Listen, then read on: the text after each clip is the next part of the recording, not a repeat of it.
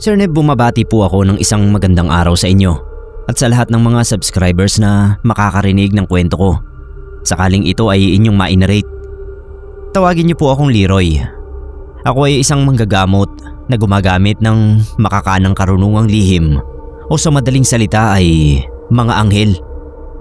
Nagsimula ang kaugnayan ko sa kanila noong ako ay bata pa. Pero hindi ko alam na sila pala ang nasa paligid ko noon. Hayaan niyong dalhin ko kayo sa panahon kung kailan ito nagsimula. Mula pagkabata ko pa lang, parang may kung anong malas na laging nakadikit sa akin. Yung tipong hindi ka pa nakakaahon sa isang problema, may kasunod na agad. Pero ang pinagtataka ko lang doon, tuwing mapapahamak ako, lagi rin naman akong nakakalusot. May isang nilalang na bigla na lang susulpot para iligtas ako. Nasabi kong nilalang ito dahil sa totoo lang ay hindi ko malaman kung multo ba siya o engkanto. Hindi ko rin alam kung lalaki ba siya o babae. Ang itsura niya ay pwedeng itsurang babae at lalaki, kaya mahirap sabihin. Tapos hindi ko alam kung may suot ba siyang damit o ano. Hanggang ngayon ay nakikita ko naman ang buong kaanyuan niya, pero yung kasuotan niya ay wala sa memorya ko. Maraming beses na akong nailigtas ng nilalang na ito, pero unang beses ko siyang nakita ay grade 5 ako.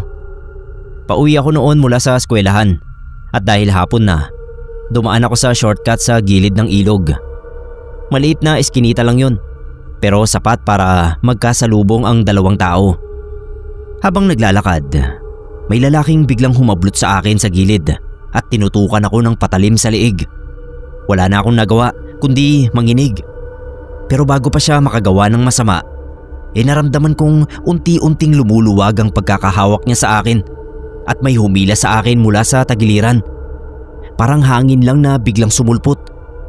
Nabuwal yung lalaki. Tapos may narinig akong boses na nag-e-echo at ang sabi ay tumakbo na raw ako at huwag nang lilingon. Tayong mga tao, madalas kapag sinaway mo ay lalong gagawin. Lumingon ako bago tumakbo. At doon ko nga nakita yung nilalang na pinaniniwalaan kong siyang nagliligtas sa akin mula pa noong maliit ako. Nakatingin siya sa akin at walang ekspresyon ng mukha niya. Kagaya nga ng sabi ko ay hindi ko alam kung lalaki o babae at hindi ko rin maalala ang suot niya. Pagtingin ko roon sa lalaking humablot sa akin ay nakaluhod na siya at nakayuko habang naglalaway. Tumakbo na ako at hindi ako huminto hanggat hindi nakakarating sa bahay. Pagdating sa bahay ay kinuwento ko sa nanay ko yung nangyari. At ang sabi niya ay baka guardian angel ko yung nagliligtas sa akin. Magmula noon, binigyan ko siya ng pangalan sa aking isipan. Bossing. High school na ako nang muli kong makita si Bossing. Pero pakiramdam ko ay sinadya na talaga niyang magpakita sa akin. Sumama kasi ako sa mga kaklase ko para mag-inuman sa isang bakanting lote sa dulo ng baryo. Madilim doon at ang tanging ilaw lang ay galing sa maliit na bonfire. Habang abala kami, may narinig kaming mabibigat na yabag. Akala namin tao, pero nung lingunin namin ay nakita naming may nakatayo sa dilim na mahaba ang katawan. Nakayuko at gumagalaw na parabang walang buto. Siguro dala ng matinding takot at pagkabigla, walang nakakilos o nakakibo sa amin. Natulala na lang kami hanggang sa biglang kumilos yung nilalang na yon na parang ahas na hinagis sa direksyon namin. Walang ano-ano ay may bumalandra sa harap naming magkakaklase. Si Bossing, walang duda. Tapos nakarinig na lang kami ng parang lobo na dahan-dahang inalisan ng hangin. Nagtumbahan yung mga kaklase ko at ako lang ang natirang nakatayo. Lumingon sa akin si Bossing at nakita kong hawak niya yung lupaypay na katawan nung nilalang na parang ahas. Nung mapatingin ako sa mga mata niya, may nakita akong parabang disappointment. Kadama ako ng lungkot dahil doon. Tapos bigla akong nagsorry.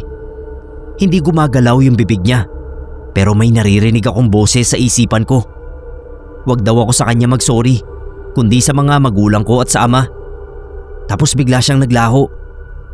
Nung magising ang mga kaklase ko, ay wala silang naaalala sa nangyari Kaya hindi ko na lang din kinuwento. Weirdo na kasi ako noon sa sarili ko. Tapos iniisip ko pa yung sinabi ni Bossing. Sa isip ko noon, mali nga ako na gumala ng walang paalam sa mga magulang. Tapos muntik pa akong mapahamak. Nagsisi ako noon. Kaya pag uwi sa bahay ay umamin ako sa mga magulang ko at humingi ng tawad. Nakagalitan ako ng konti pero napatawad din naman. Basta wag ko na lang daw uulitin. Siyempre hindi ko na talaga inulit yon. Kahit pa alam ko na palaging may nakabantay sa akin sa tuwing mapapahamak ako. Simula noon, naging sensitibo na ako sa paligid. Nakikita ko na yung mga bagay na hindi nakikita ng iba. Hindi ko alam kung dahil ba sa paulit-ulit niyang pagliligtas sa akin. Pero para bang nilagyan ako ni Bossing ng third eye. Nagdaan ng ilang taon. Isang gabi, pauwi na ako galing trabaho sa hardware. Nadaanan ko yung bahay ng kapitbahay naming si Mang Noel. Nakita ko siya sa bakuran na nakahiga sa lupa at bumubula yung bibig habang nakatirik ang mga mata. Tatawagin ko sana yung pamilya niya mula sa loob para masakluluhan si Mang Noel. Pero narinig ko na naman yung boses ni Bossing. May sinabi siyang mga salita na bigkasin ko raw at tapusin ng sangalan ng ama. Habang nakatingin kay Mang Noel at nawiwirduhan, ay sinunod ko yung mga dinikta ni Bossing.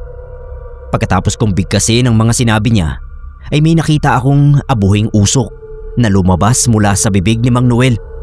Tapos ay bigla siyang inubo ng inubo.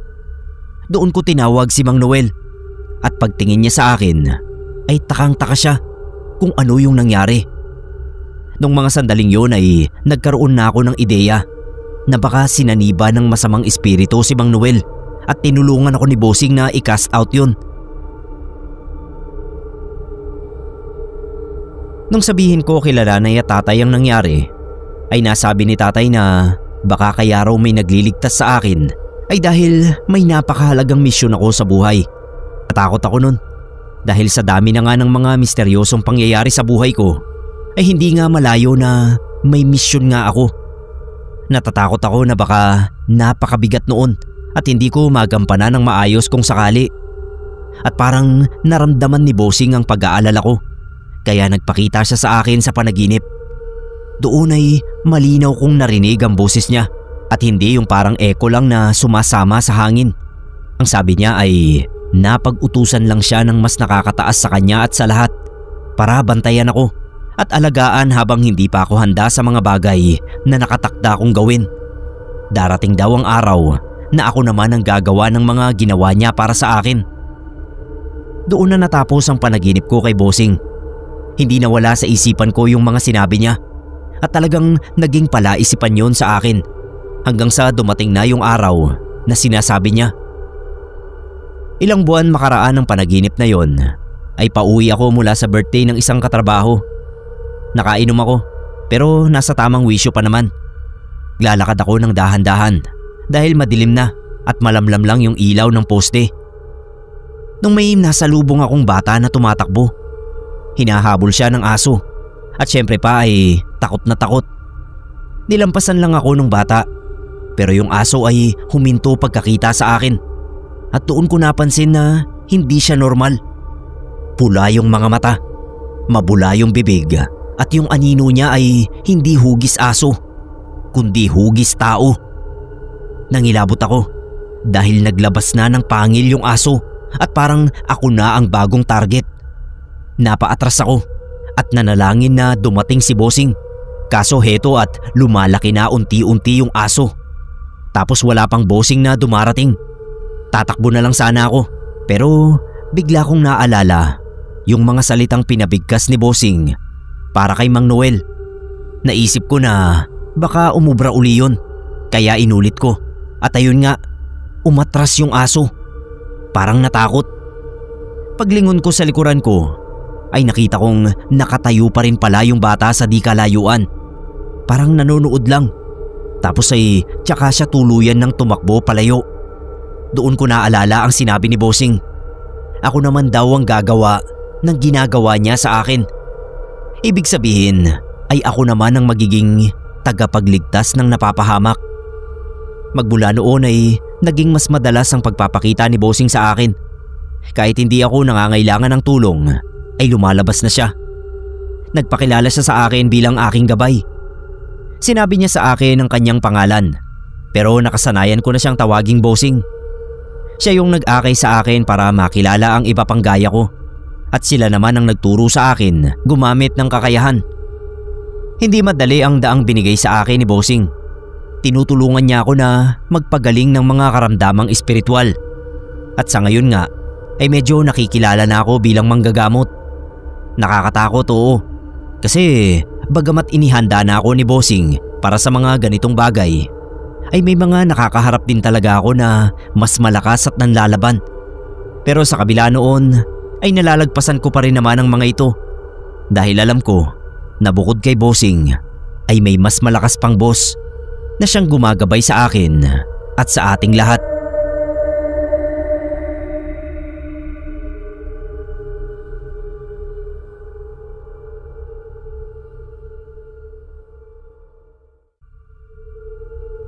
Saksi ako sa kung paano nauwi sa karahasan at kababalaghan ng pagsasama ng mag-asawa kong kapitbahay. Ako nga pala si Reming. Katapat lang ng bahay namin ang bahay ng mag-asawang itago na lang natin sa pangalang Rodel at Nena. Matagal ko ng kapitbahay ang mga yan. Maedad sila sa amin ng misis ko ng siguro 5 o 7 taon. Wala silang anak. Si Rodel daw ang problema, pero si Nena ang sinisisi niya. Si Nena masayahin kapag kinakausap, pero ramdam mo sa likod ng ngiti niya na may tinatago siyang bigat. Si Rodel naman, lasinggero. Palaging sigaw ng sigaw at halos gabi-gabi ay may naririnig akong kalabog mula sa bahay nila. Hindi ko man gustuhin, saksing-saksi ako sa hirap na dinaranas ng asawa niya. Ilang beses kong narinig yung malalakas na mura, kalampagan at pinggan, at minsan pa ay iyak ni Nena. Ewan ko ba sa babaeng yun at ayaw pang iwan si Rodel. Hindi siya nakikinig sa barangay at sa aming mga concern sa kanya. Ang tagal pa niyang nagtiis hanggang sa mangyari ang trahedya. Hapon na noon at galing ako sa bahay ng mga biyenan ko dahil nanghingi ako ng talbos ng sili para sa tinola namin. Pagtapat ko sa bahay ng mag-asawa, dinig ko agad yung sigawan. "Ikaw ang babae! Ikaw ang magluto!" Sigaw ni Rodel. Hindi ko alam kung sumagot si Nena dahil ang sunod kong narinig ay nagsisigaw na naman si Rodel. Nagmumura. Kasunod noon, malakas na kalabog. Parang may naghagis na mabigat. Napatigil ako sa pagpasok ko sa bakuran namin. Nagdadalawang isip kung kakatok ba ako sa bahay nila. Pero naisip ko rin na wala rin naman akong magagawa kasi ritual na yata ng mag-asawang yun ang rumble. Ilang beses na kaming nagtangka na tumulong pero wala. Ayaw nilang maghiwalay kaya hinayaan ko na lang. Ang huli kong narinig bago ako tuluyang pumasok ng gate ay yung matinding sigaw ni Nena. Hindi sigaw ng takot, kundi galit. Napatingin uli ako sa bahay nila. Tapos napalingon sa ilang kapitbahay na makikiusyoso rin yata. Minuestrahan nila ako na hayaan na yung mag-asawa. Pero sa isip ko talaga noon, iba yung sigaw ni Nena. Kinabukasan ayan na nga yung balita. Natagpo ang patay si Rodel sa loob ng bahay nila. Pisak ang ulo. Duguan ang buong kabahayan mula sa kusina, banyo, kwarto at sala. At ang pumatay, sino pa kundi si Nena. Hindi na kami nabigla. Matagal nang sinasaktan ni Rodel si Nena. Nagtitiis lang yon si Martir. Pero noong gabing yon, hindi na siya nakapagpigil. Sa gitna ng sigawan tungkol sa kung sino ang dapat magluto ng ulam, nahablot ni Nena yung hasaan ng kutsilyo na bato. Pinalo sa ulo ng asawa. Paulit-ulit hanggang sa tumigil ito sa paghinga. Kinulong kaagad si Nena. Yung bahay nila ay kinordonan bilang yon ang crime scene. Dumaan ang mga taon, abandonado na yung bahay nila Nena. Walang nakatira pero nagsimula na kaming makarinig ng mga kakaibang bagay mula sa loob. Una mahinang kalampag, tapos yung parang pinggan na nagsisibagsakan. May mga gabi pang dinig na dinig ang boses ni Rodel na sumisigaw. Para bang buhay na buhay siya at lasing na lasing. Mga kapitbahay pa nga yung nagsabi na nakita raw nila mula sa bintana ng bahay yung mga plato at kaldero na parang binabato sa sahig. Minsan makikita mong bukas yung ilaw kahit na walang tao. Pinakamatindi ay nung isang gabi na may bagyo. Malakas ang ulan. Sumisilip ako sa bintana ng bahay namin nung bigla kong marinig yung napakalakas na kalampagan mula sa bahay nila. Kasunod doon, yung nakakabingi na sigaw ng lalaki. Mahaba, galit na galit, parang mula sa ilalim ng lupa. Kinilabutan talaga ako, pero nagdasal na lang ako para sa ikapapayapa ng kaluluwa ni Rodel. Hanggang ngayon walang nakatira sa bahay nila. Abandonado na at walang gamit sa loob. Pero may mga gabi talaga na maririnig yung kalampagan doon na parang may mga hinahagis. Nakakatakot kahit alam mong patay na si Rodel at tanging paramdam na lang ang magagawa niya. Hindi kasi siya matahimik. Hindi lang basta kaluluwa niya ang naroon sa bahay, kundi yung galit at yung ugali niyang nananakit. At parang patuloy siyang bumabalik, paulit-ulit, para ulit-ulitin din yung bangungot na iniwan niya sa asawa niya. Minsan naisip ko, baka kaya hindi siya matahimik kasi hindi siya makapaniwalang si Nena lang pala ang tatapos sa kanya. Na makaraan ng ilang taon niyang pananakit at pang-aabuso rito ay maiisahan pala siya dito at mapapatay nang dahil lang sa hindi pagkakasundo kung sino ang magluluto ng ulam.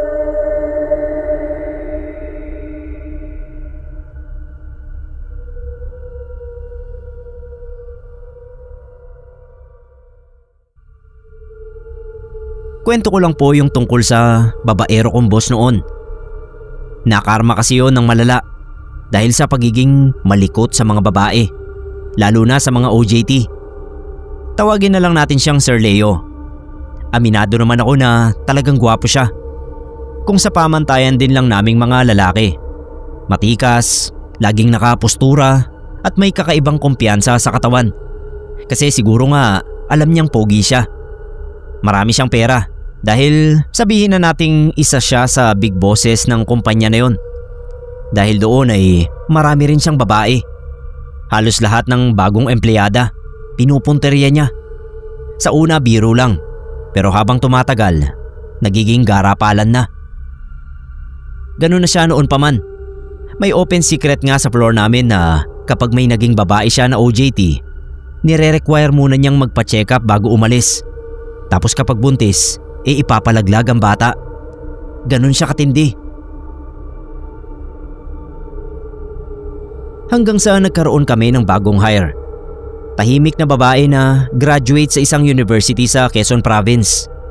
Maganda, maputi, mahaba ang buhok, makinis. Halatang galing sa may kayang pamilya. Tawagin na lang natin siyang Leia. Unang pasok pa lang ni Leia, alam na namin na siya na ang next target ni Sir Leo. Siyempre hindi kami nagkamali. Yung usual na panlalandi ni Sir Leo na dinadaan muna sa pangiti-ngiti at pangungumusta kunwari, naging mas garapal.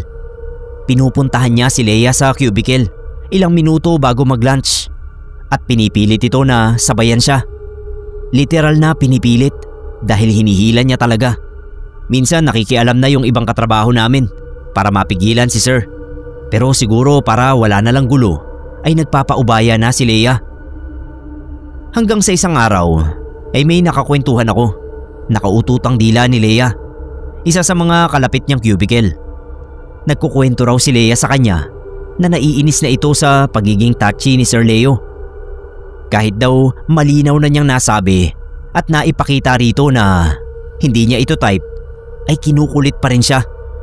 Madalas daw ay pasimpleng hinihipuan pa siya, tapos magsosorry at sasabihing hindi sinasadya kapag sinisita niya. Sabi pa ay sa susunod daw na hipuan pa siya ni Sir Leo ay may kalalagyan na ito.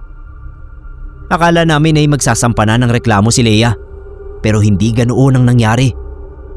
Isang araw bigla na lang kaming nawala ng kuryente sa opisina. Ang nakakapagtaka ay sa floor lang namin talaga.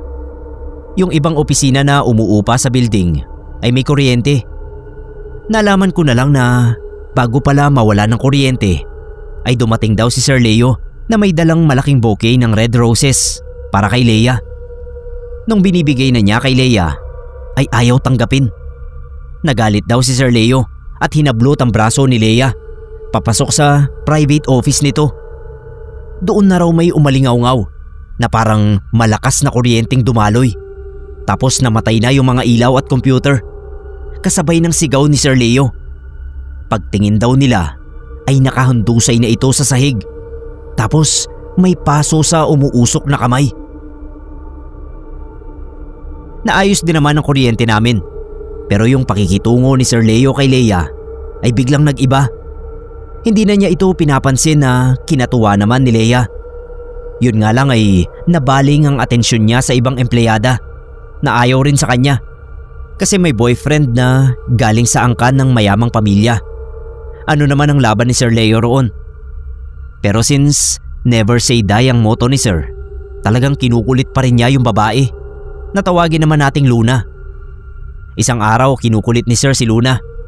Nagpo-photocopy ako noon, kaya nakita ko yung ganap. Nung makita kong nangungulit si Sir kay Luna, ay tinignan ko si Leia kung ano yung magiging reaksyon niya. Pero nakaharap lang siya sa computer. Maya-maya, nagkaroon na ng pagtaas ng boses sa part ni Luna. Paglingon ko uli sa kanila, hawak na siya ni Sir sa braso. Tapos kitang-kita ko talaga na biglang bumalagbag siya sa sahig na parang may tumulak. Napatakbo ako palapit at nagulat ako kasi sargo ang nguso ni Sir. Tinuro niya si Luna. Sabay sabi na, "Sinapak ako!" Pero kitang-kita ko talaga na hindi gumalaw si Luna para upakan siya. Lahat kami ay nakita ang nangyari at pumanig kay Luna. Galit na galit si Sir sa amin. Pero tinawag pa rin namin siya ng ambulansya. Kasi sabog talaga yung nguso niya. Parang sinapak ni Pacquiao. Pag alis niya kasama ng mga medic, ay inusisa namin si Luna kung ano yung nangyari. Ayun nga raw at kinukulit siyang makipag-date ni Sir Leo. Kahit nakailang sabi na siya ng ayaw niya. Tapos sinabihan daw siya na kaya lang naman daw ayaw niya rito dahil mayaman ang boyfriend niya. Kunwari lang daw na loyal siya, pero kung nauna lang daw si Sir sa boyfriend niya, siguradong sasagutin daw niya ito.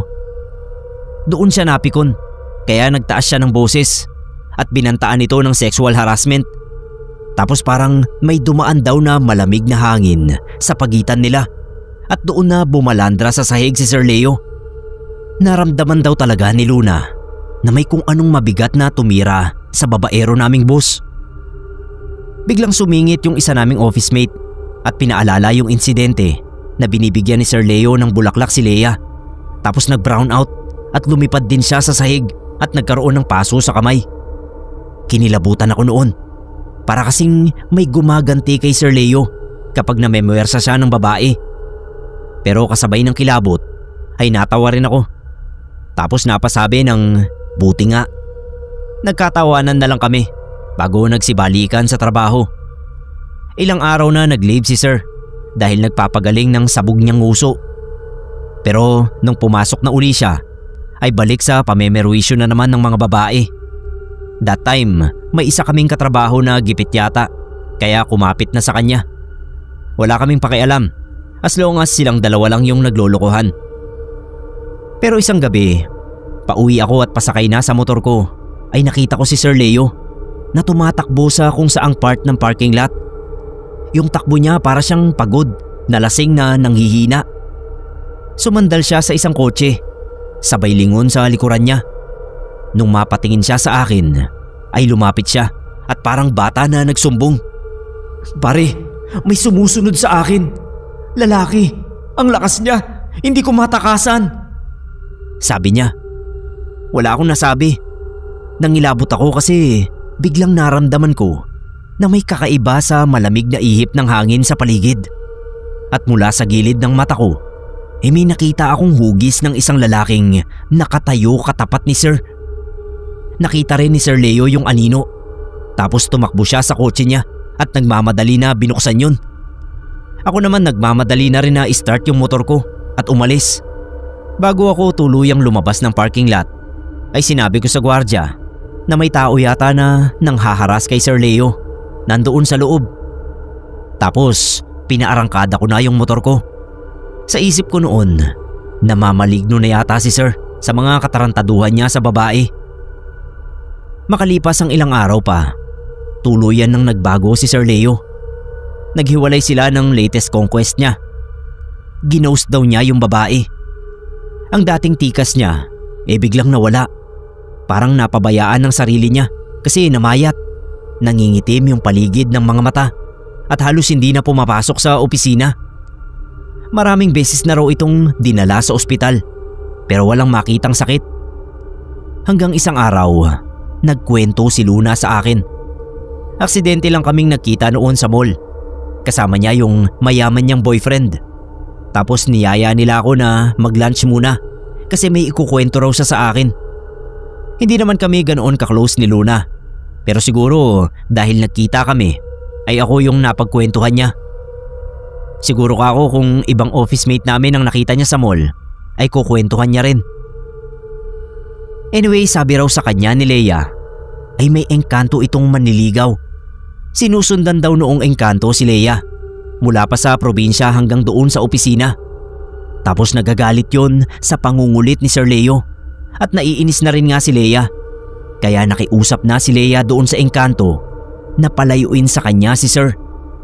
Ang usapan daw ng mga ito, kapag may ginawa pa uli si Sir Leo na hindi nagustuhan ni Leia, ay sasaktan na talaga ito noong engkanto. Yun daw yung time na napaso ang kamay ni Sir.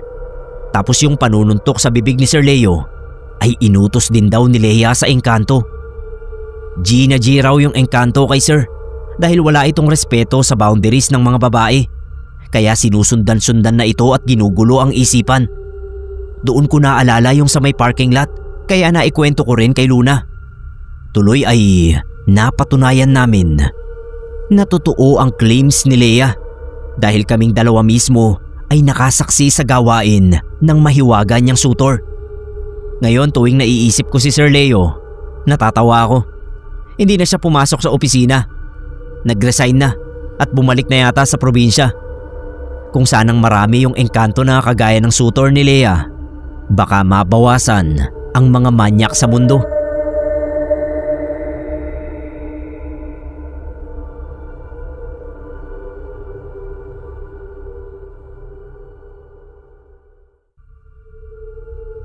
Ako po si JJ, pamangkin ni Tito Boy na siyang paksa ng kwentong hiwaga na ibabahagi ko sa inyo. Bata pa lang ako, sanay na akong makita siyang kumakain ng kahit ano. Matibay ang tiyan nun. Kahit anong exotic food ay game siyang kumain. Noon nga ay lagi siyang nakakaaway ni Lola dahil nag-uuwi siya ng buhay na sawa sa bahay nila para katayin at adobohin. Nandidiri si Lola at nalalansahan sa karne ng sawa. Noong college na ako ay nakituloy ako sa bahay nila Tito Boy dahil taga roon sila sa bayan kung saan naroon yung university na pinasukan ko. Hindi pa rin nawawala yung hilig niya sa pagkain ng exotic food. Yung asawa niyang si Tita Cherry ay hinahayaan lang si Tito sa pagluluto at pagkain ng mga yon.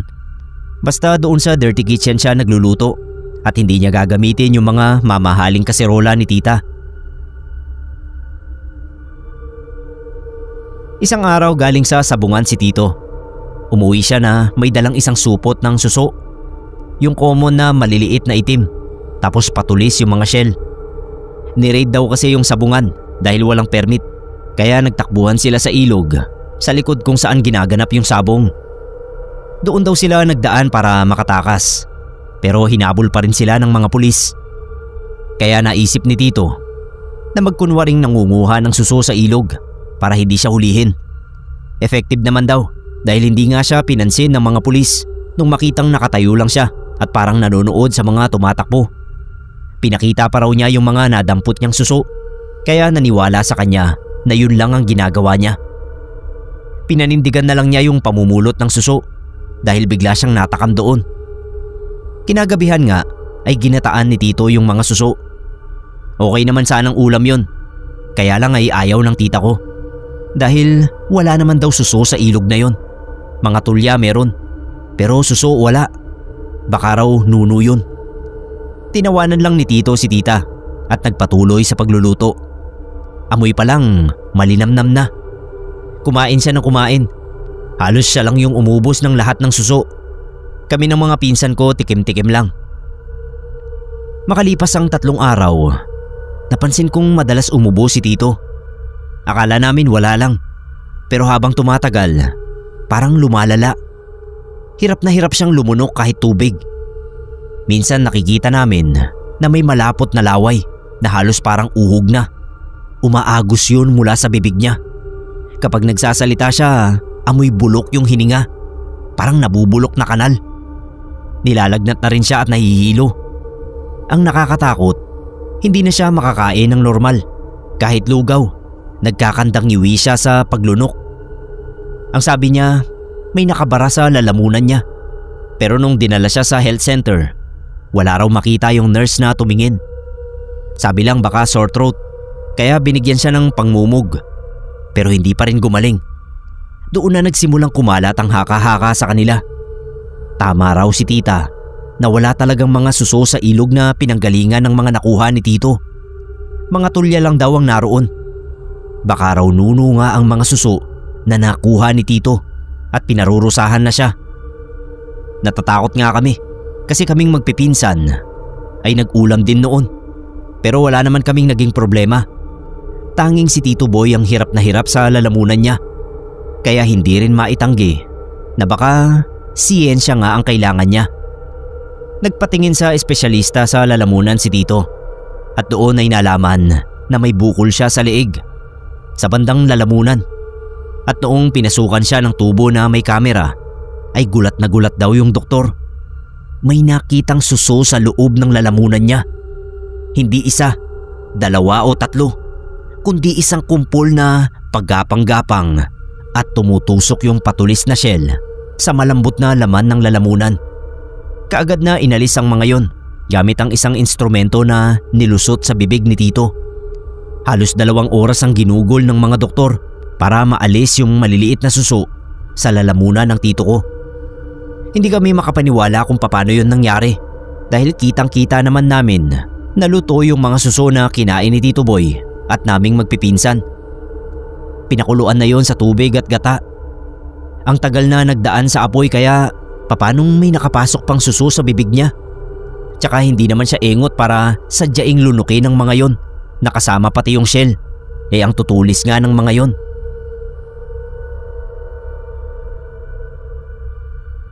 Nakalabas ng ospital si Tito Boy at nakakain kahit papano.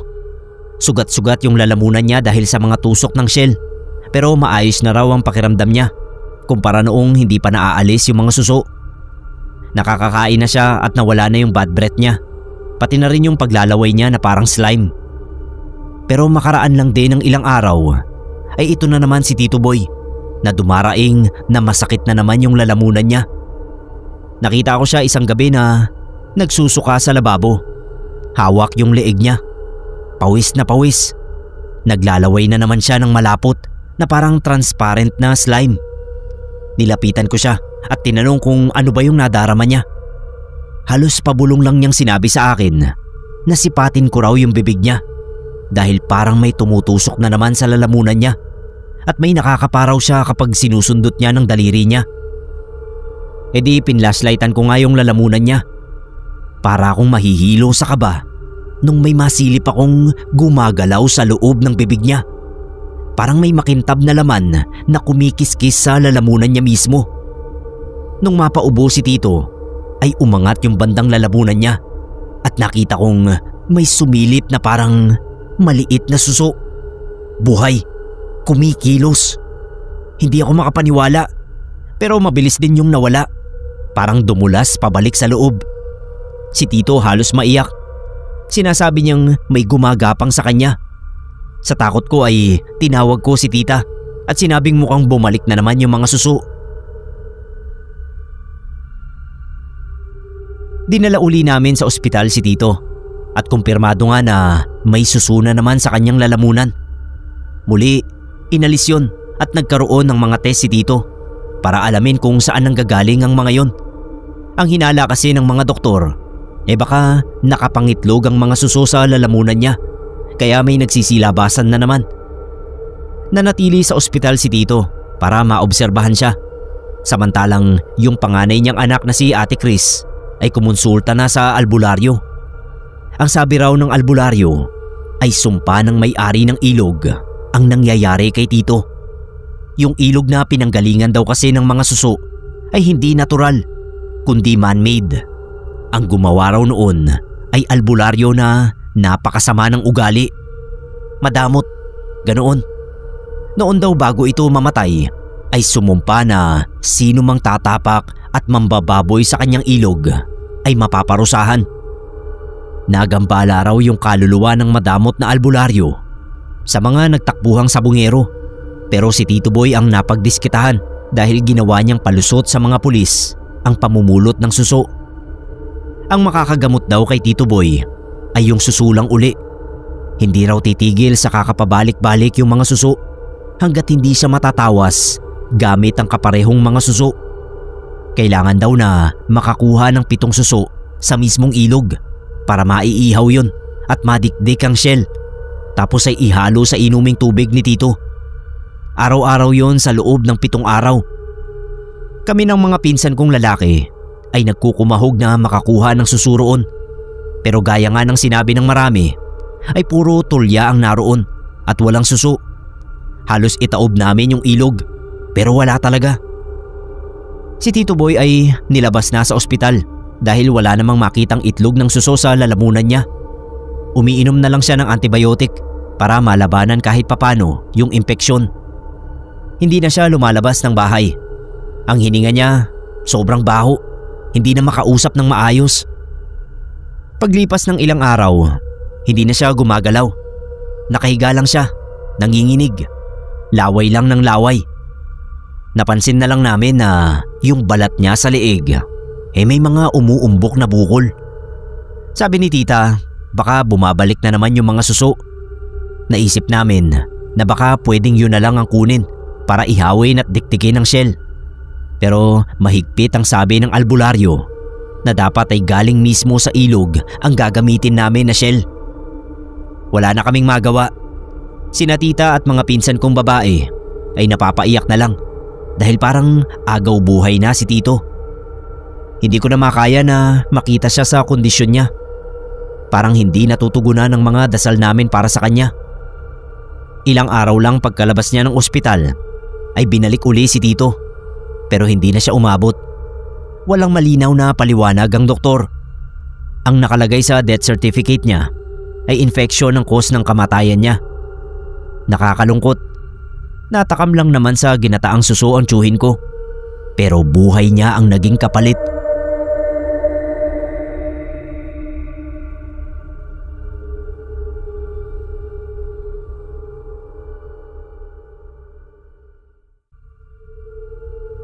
Sir Neb, kamusta po? Michael nga pala from Riyadh, Saudi Arabia. Magkukwento lang po sana ako. May alam kasi akong kwento at nakita ko pa mismo ito sa aking dalawang mga mata. Hindi ko alam kung kulam o barang, pero nakakatakot pala kapag alam mong yung isang kakilala mo ay may kakayahang gumanti sa mga nakakabanggaan niya sa di pangkaraniwang paraan. Noong nariyan pa ako sa atin, ay natanggap ako bilang isang all-around assistant para sa isang small-time businessman na tawagin nating Sir Ramil. Mabait yon si Sir, kaso parang mababaling tingting sa kapayatan. Wala akong maiaangal sa kanya dahil marunong siyang mag-alaga sa mga tao niya. Hindi siya yung tipo ng boss na sisigawan ka kapag nagkamali ka.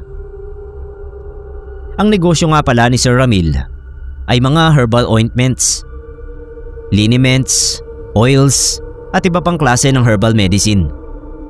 Albularyo raw kasi ang ama ni Sir Ramil at nagka-interes siya sa mga halamang gamot ng kanyang ama. Kaya naman pinag-aralan niya ang mga yon para gawing mas accessible na gamot. Malakas ang negosyo niya, lalo na sa mga matatanda at mga millennial na health conscious at gusto lahat ay eco-friendly. At dahil sa unti-unti na nga itong nagbo-boom, ay naimbitahan siya para dumalo sa isang convention para sa small business owners. Bilang all-around assistant ay syempre pa ako yung kasama niya. Kita ko yung kaba niya habang naglalakad kami papasok sa malaking hall. Habang nasa registration table kami, may narinig akong bulong mula sa dalawang lalaki sa bandang gilid ko. Actually, parang hindi nga bulong. Parang sinadyang iparinig sa amin. Sino ang mga yan? No idea. Hayaan mo lang. Baka isa lang din sa santambak na may milk tea business sa probinsya nila. Halata nga sa attire. Na-conscious ako bigla sa suot namin ni Sir. Ang suot kasi namin ay long sleeve kamisa de chino. Para nga kunwari ay albularyo kami. Dahil sa aming herbal medicine. Yung booth nga namin bahay kubo style. Hindi ko na lang pinansin yung dalawa. Pero nakita kong bahagyang nawala ang ngiti ni Sir. Parang napahiya. Pero hindi na lang din kumibo. Nung nagsimula na yung convention, napansin ko uli yung dalawang lalaki na hined to foot si Sir Ramil. Tapos tinatawanan nila yung mga sinasabi nito. Nasa malayo naman sila pero napapansin ko na naiilang na si Sir. Naawa nga ako eh. Pinipilit niyang maging belong kahit na hindi siya sineseryoso ng iba. May nagsabi pa nga na papaano raw siya maniniwala na mabisa ang produkto namin kung si Sir mismo ay mukhang malnourished. Sabi naman ni Sir ay hindi naman supplement ang binibenta niya kundi mga ointment. Yung iba impressed sa products ni Sir, yung iba hindi. Bandang hapon, pagkatapos ng first part ng networking break, biglang nawala si Sir Ramil. Mga 10 minuto rin akong nagpaikot-ikot sa hall hanggang sa makita ko siyang nasa table na namin. Nakatingin siya roon sa dalawang lalaking tumawa sa kanya at napansin kong kumikibot ang mga labi niya. Tapos bumaling ang tingin niya doon sa nagsabing para siyang malnourished at kumibot uli yung bibig niya. Pagbalik namin sa main area, nagsisimula na uli yung networking break. Doon ko nakita yung mga lalaki na nasa booth nila ng chips. Namumutla sila kaya medyo nakaka-attract ng atensyon. Napapaupo na kasi sila sa sahig at itsurang masusuka. Maya-maya nga ay sumuka na yung isa sa gilid ng booth. Nagkaroon ng komosyon lalo na noong sumuka na rin yung kasama niya. Paparating pa lang yung mga medic. Eto naman at nagsusuka na rin yung nagsabi na malnourished ang itsura ni Sir. Ang masaklap ay nadulas pa siya sa sarili niyang suka at napahiga roon. Ang gulo kasi may iba na noong nakita at naamoy yung maasim na suka ay nagsuka na rin. Si Sir Ramil lumapit sa mga medic at nag-alok ng luya oil namin para gumaan ang pakiramdam ng mga nagsusuka na agad naman nilang tinanggap. Kinabukasan bago kami umuwi ng probinsya, nagbiro ako. Sabi ko, nakarma agad yung mga nangmamata sa amin. Ngumiti lang si Sir. Sabay sabing, hindi ako naging anak ng albularyo para sa wala. Natahimik ako at nagtaasan yung mga balahibo ko. Pasimpleng pag-amin kasi yun na may kinalaman siya sa nangyari doon sa 3. Hindi na ako nag-usisa pa. Pero mula noon, iba na yung tingin ko sa kanya. Hindi dahil mabait siya ay hindi na siya marunong pumalag. Mula noon, hindi na siya umattend uli para sa mga pa-event tungkol sa negosyo.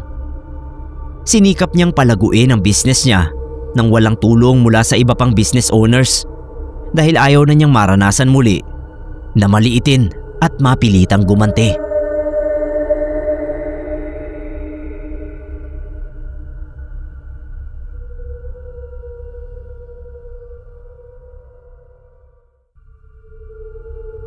Magandang araw po sa lahat. Ang pangalan ko ay Minerva, pero pwede niyo po akong tawaging Mini. Ang kwentong ibabahagi ko sa inyo ay nagsimula noong ako ay maulila sa aking ina. 5 taong gulang ako nang maghiwalay sila nanay at tatay. 16 anyos naman nang mamatay si nanay, kaya naisipan kong hanapin si tatay. Ang huling balita namin ay nasa San Pascual, Batangas si tatay. Mula Zambales ay nagpunta ako ng Batangas. Pero hindi ko yun narating dahil kinulang ako ng pamasahe at pinababa sa San Fernando, Pampanga.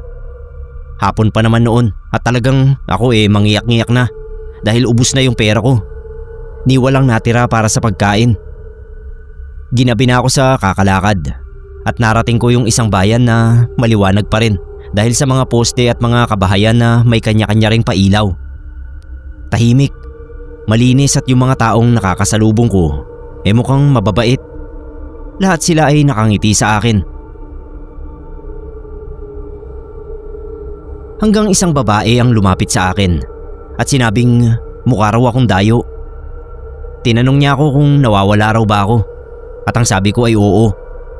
Sunod niyang tanong ay kung saan ako tumutuloy at kung nakapaghapunan na ba ako.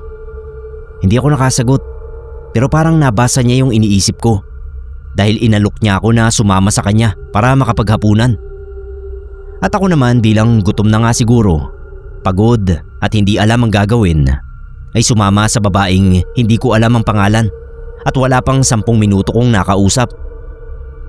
Nakarating kami sa isang bahay na napakaganda at sa wakas ay nagpakilala yung babae bilang Monica.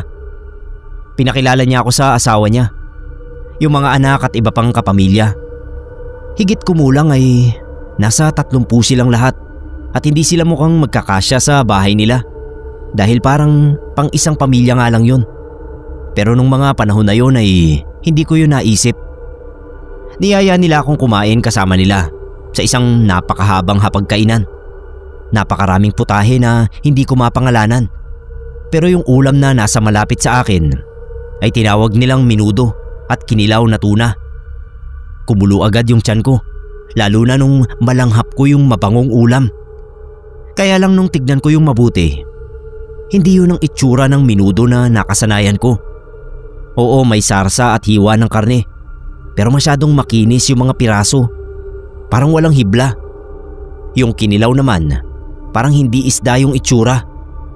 May kakaibang kintab yung laman na hindi ko maipaliwanag. Parang yung karne lang din sa menudo, walang hibla-hibla. Kakaiba rin yung kanin. May halong butil na kulay itim na kumikislap sa ilalim ng ilaw. Kahit mabango at mukhang masarap, may kung anong kaba na bumalot sa akin. Habang pinagmamasdan ko silang kumakain, napansin ko yung katahimikan sa buong paligid.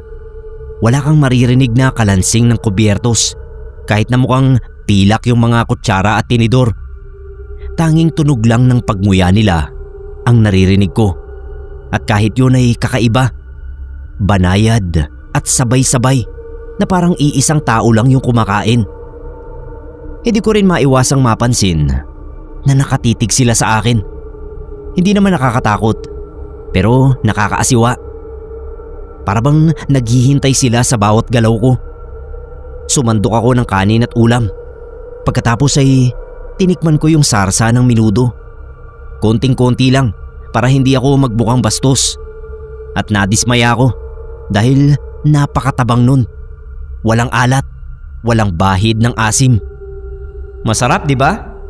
Tanong ng asawa ni Monica. Tumango ako at ngumiti kahit nakakabado. Panay lang ang tikim ko sa ulam. Natatakot akong tumikim ng kanin dahil bilang laki sa probinsya ay alam ko yung sabi-sabi ng matatanda na ang itim na kanin ay kanin ng mga engkanto, na kapag ikaw ay nakakain nun ay hindi ka na makakabalik pa. Nakailang subo na rin ako nung kakaibang menudo bago ako nagpaalam para kunwari ay magpahangin. Pinayagan naman nila ako. Paglabas ko ng bahay, may nakita akong mga ilaw na gumagalaw. Mga ilaw pala yun ng mga sasakyan at doon ako natauhan.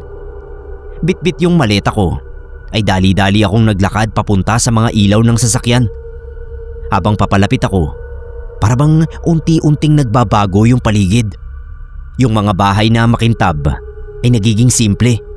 Yung kalsada ay nagiging maputik at yung mga taong nakangiti ay naglalaho na lang.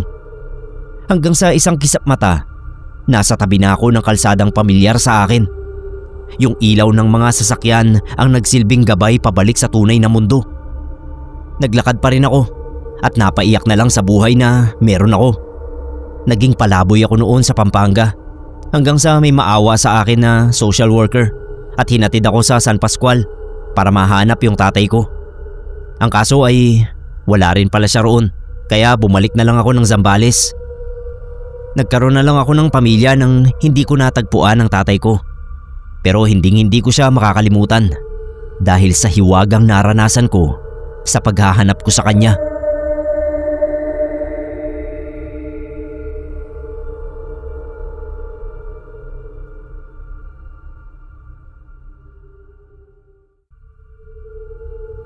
Hello po sa lahat.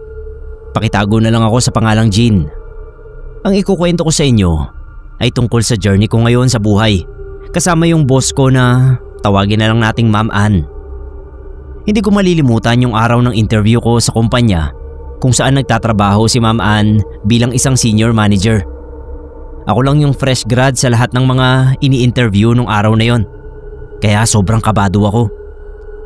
Nung ako na yung tinawag, ay 2 babae ang nadatnan ko sa silid. Si Ma'am Ann ang isa, tapos si Ma'am Jolens ang isa na siyang nag-i-interview sa akin. Si Ma'am Ann ay nakaupo sa hiwalay na table. Hindi siya tumitingin sa akin, pero feeling ko pinakikiramdaman niya ako. Bago pa man ako paupuin ni Ma'am Jolens, ay may narinig na akong boses. Mahina na bulong lang. Tapos boses ng lalaki. Yan ang piliin mo, sabi ng boses. Nagpalinga-linga ako. Pagtama ng mga mata ko kay Ma'am Ann, ay nakatingin siya sa akin at nakangiti. Tapos narinig ko na naman yung boses. Naririnig niya ako. Ano? Sa point na yon ay napatingala na ako at naghanap ng camera o speaker dahil baka pinagtitripan ako. Si Ma'am Ann naman ay nagpaalam na. Ilang na ilang ako noon dahil hindi ko malaman kung saan nanggagaling yung naririnig kong boses. Tapos parang nakaapekto yon sa interview ko dahil kumpara sa ibang aplikante ay napakaiksi ng interview sa akin. Hindi na ako umasa noon na matatawagan pa ako. Kaya laking gulat ko nung kinabukasan ay tawagan ako ni Ma'am Jolens at sabihin na for training na ako. Ginalingan ko talaga roon. Tapos napapansin ko na parang lagi akong minamasdan ni Ma'am Ann. Siyempre alam ko naman na tinitignan niya yung performance ko, kaya pinilit kong magpaka-normal. At sa tuwing nasa malapit si Ma'am Ann, ay naririnig ko yung boses na narinig ko sa interview. Naririnig ko pero hindi ko nauunawaan ang sinasabi. Medyo napraning na ako noon, makaraan ng 1 week at gusto ko nang mag-quit nun. Hanggang sa lapitan at kausapin na ako ni Ma'am Ann. Sabi niya ay hintayin ko siya after work dahil may sasabihin siya sa akin. Pinaliwanag ni Ma'am Ann na ang naririnig ko ay ang spirit guide niya. Ito raw ang pumili sa akin sa trabaho dahil nagtitiwala siya sa kakayahan ko at ng spirit guide ko. Nagulat ako sa sinabi ni Ma'am kasi meron din pala ako noon. Sabi ni Ma'am Ann ay merong kanya-kanyang guide ang mga tao. Kailangan lang na matutunan natin na maka-tune in sa frequency nila para makausap natin sila. At yung spirit guide ko raw ay isang factor kung bakit nila ako tinanggap. Sabi ni Ma'am Ann, gusto akong makausap ng spirit guide ko at humingi ito ng tulong sa kanila para sabihin yon sa akin. Tinanong ako ni Ma'am Ann kung gusto ko rin ba na makausap yon at doon ako nanlamig. Hindi ko agad nasagot pero nag-decide din ako na sumang-ayon makaraan ng ilang araw na pag-iisip. Mula noon, tinuruan na ako ni Ma'am Ann. Madalas siyang pumunta sa apartment ko para turuan ako na makipag-usap sa guide ko. Matagal-tagal din bago ko narinig yung boses niya. At ang una nitong sinabi sa akin ay, narito lang ako.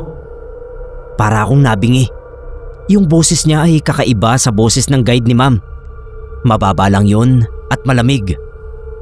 Natuwa si Ma'am Ann nang sabihin kong narinig ko na yung boses ng guide ko at nagagawa na naming makapag-usap.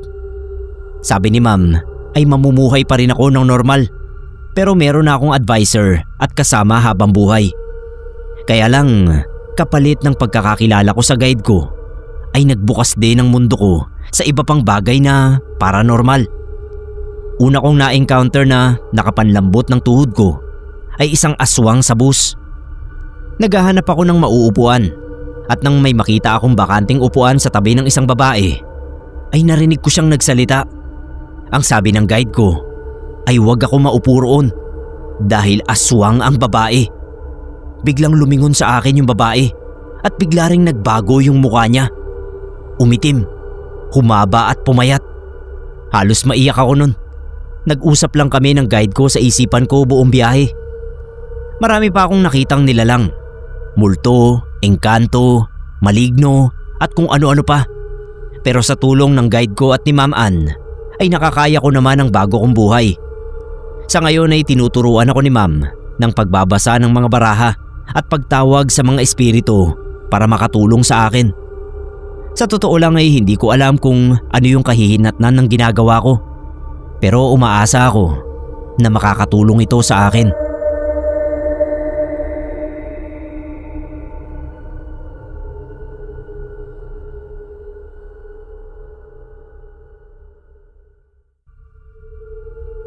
Tawagin niyo po akong Oli.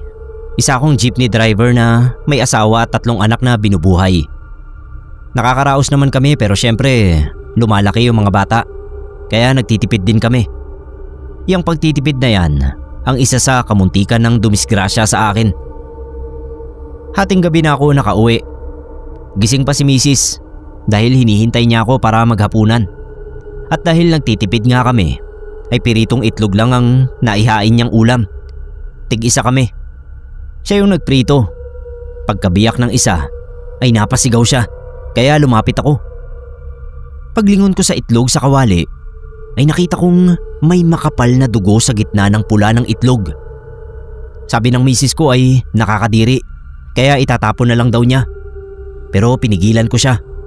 Sabi ko ay normal sa itlog ang magkaroon ng bahid ng dugo. Aalisin lang yun at iluluto ng maayos ay pwede nang kainin. Ayaw niyang pumayag dahil baka magkasakit daw kami. Pero sabi ko ay ako na lang yung kakain noon dahil matibay naman yung sikmura ko at nanghihinayang din ako. Magkano ba yung itlog ngayon? Kaya hindi na nakipagtalo si Mrs. Lumipas ang mga araw at nakalimutan ko na yung tungkol doon hanggang sa magsimula akong makaramdam ng kakaiba. Mabigat yung pakiramdam ko. Parang laging may nakadagan sa dibdib ko. Sumisikip yung lalamunan ko kapag lumulunok ako ng kanin. Medyo mainit na rin yung paningin ko at paghinga. Nilalagnat na ako kaya hindi muna ako namasada ng isang araw at nagpagaling sa bahay. Kinabukasan ay umasa ako na bubuti na yung pakiramdam ko. Pero hindi pa rin. Kinakailangan ko ng pumasada. Kahit medyo hindi pa ayos ay pinilit ko. Kahit maka-4 na biyahe man lang sana. Pero hindi ko pa rin talaga kinaya. Nakadalawa lang ako ay nakatulog na ako sa terminal. Nung magising ay sinabihan na ako ng mga kasama ko na umuwi na lang dahil hindi na maganda yung itsura ko. Sobrang putla ko na raw at baka madisgrasya lang sa biyahe. Hinatid ako ng isang kasamang driver at magmula noon ay hindi na nga ako nakapamasada sa mga sumunod na araw. Ilang araw akong nakahiga at nagpapahinga lang. Habang tumatagal, lalong lumalala. Laging malamig ang likod ko kahit tanghaling tapat. Pero kapag matutulog ako, nagigising akong pawis na pawis at pakiramdam ko ay may matang nakatitig sa akin sa dilim. Halos hindi na ako makakain. Laging nananakit yung sikmura ko. Gutom na ako pero hindi ko makuhang kumain ng maayos. Bukod sa pananakit ng lalamunan, ay grabe yung hilo ko kapag ako ay bumabangon. Para bang may nilalang sa loob ko na kumakain ng lakas ko. Minsan ay bumisita ang tatay ko dahil nabalitaan nga na hindi na ako nakakapamasada. Ang sabi niya, "Pumunta ka kay Manang Sean, magpatingin ka at baka natatao ka." Sa amin kapag sinabing natatao, ay nangangahulugan na tao ang gumagawa ng pagkakasakit. Sa madaling salita ay kulam. Napailing ako. "Tay naman, huwag kang ganyan, walang kulam." Pero kinuha niya yung isang maliit na bote ng langis na lagi niyang dala bilang proteksyon daw sa mga kulam at kung ano-ano pa. Pinahiran niya noon yung sentido ko. Minasahe. Pagkapahid niya nanlamig bigla yung buo kong katawan. Parang may gumapang nakilabot mula ulo hanggang talampakan. Guminhawa konti yung pakiramdam ko, pero ayoko pa rin ang suhestyon niya. Bumalik si tatay kinabukasan at kasama na niya si Manang Sean. Hinayaan ko na lang kasi naroon na rin.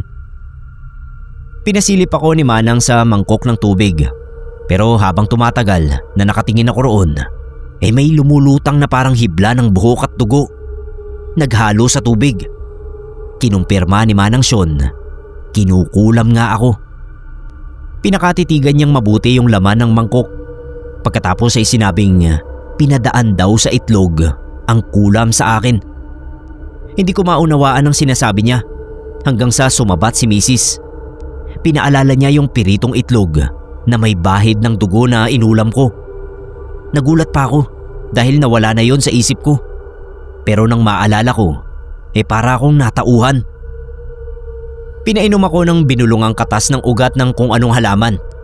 Mapait, nakakasuka. Pero pag inom ko, unti-unting nawala yung bigat sa lalamunan ko. Para bang may bara na dumulas pababa. Umubo ako ng malakas at may nailuwa ako na parang namuong dugo at plema. Pagkatapos noon, gumaan na yung pakiramdam ko. Sa unang pagkakataon sa loob ng ilang araw, nakalunok ako ng tubig nang walang sakit. Ramdam kong unti-unting bumabalik ang lakas ko. Ganoon lang kabilis dahil naagapan daw agad ang pagkalat ng kulam. Hindi ko na nalaman kung sino yung kumulam sa akin, pero hindi ko na yun inisip pa. Ang mahalaga ay umayos na ang pakiramdam ko.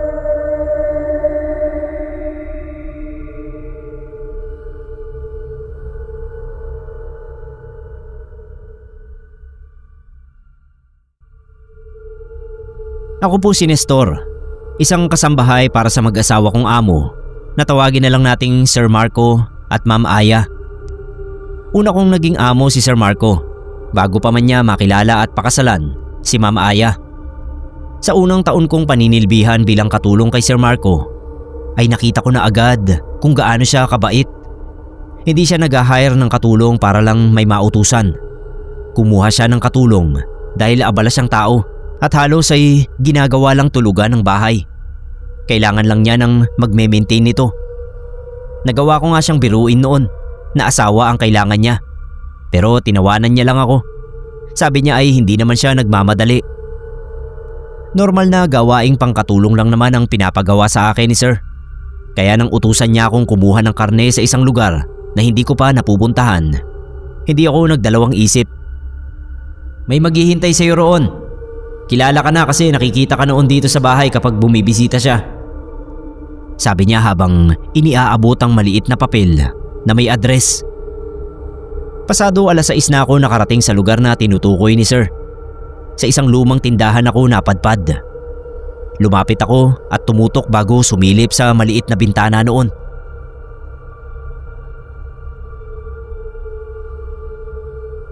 "Nestor!" tanong ng lalaking bantay. Tumango lang ako. May kinuha siyang itim na garbage bag sa loob ng ref. May balot yung packaging tape kung saan nakasulat ang pangalan at address ni Sir. Tinimbang niya yon. 2 kilo. Ayan, saktong-sakto. Nilagay niya sa eco bag ang plastic at inabot sa akin. Bayad na yan. Sige na. Hindi ko na nagawang magtanong. Basta nagpasalamat na lang ako at umalis. Pag uwi ko, sinalubong ako ni Sir at kinuha yung eco bag. Inabot niya sa akin ang listahan ng mga ipamimili. Nagtaka ako kasi may karni uli doon. "Bakit hindi na lang sinabay, Sir?" tanong ko. Napangiti siya at sinabing, "Iba yon. Bilhin mo na lang yan." Sinunod ko na lang. Maraming nakalagay sa shopping list kaya medyo natagalan ako. Pagbalik ko sa bahay, napatingala ako at nakitang may mga tao na sa rooftop. Pagpasok ko ay amoy na amoy ko yung nilutong karne. Sigurado akong yun yung galing sa itim na bag. Baka ako yun ang pinakain sa mga bisita.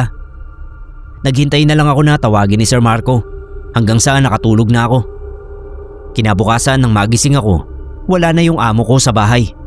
Pero nag-iwan siya ng text na nagsasabing ilang araw siyang mawawala kaya ako na raw muna ang bahala sa bahay niya. Halos 2 linggo na nawala si Sir Marco. Pagbalik niya, kapansin-pansin yung pagbabago sa kanya.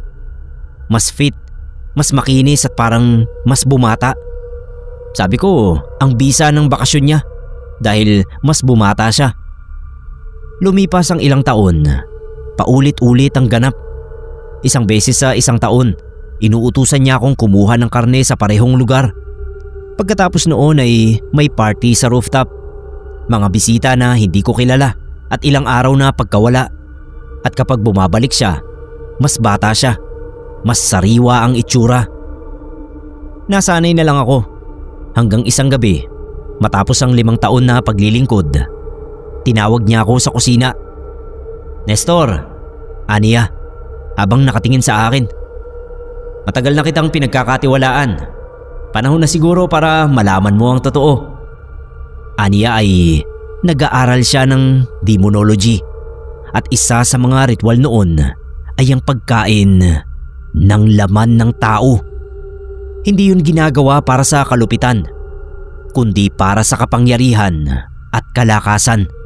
At ang karneng kinukuha ko ay siyang karne ng tao. Parang gusto kong sumuka.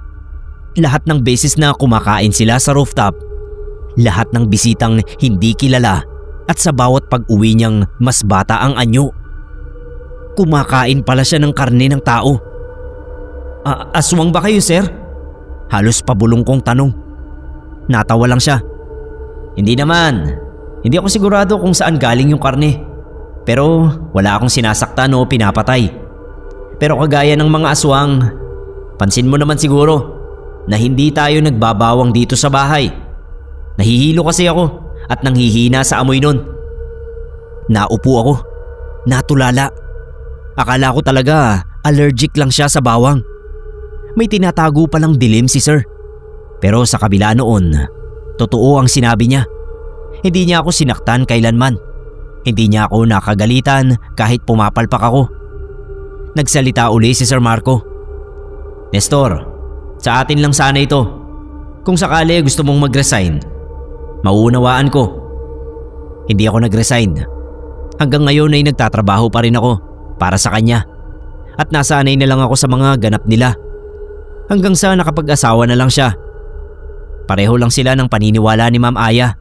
At kahit ganoon ay mas mabuti sila kesa sa ilang kakilala ko na hindi kumakain ng tao.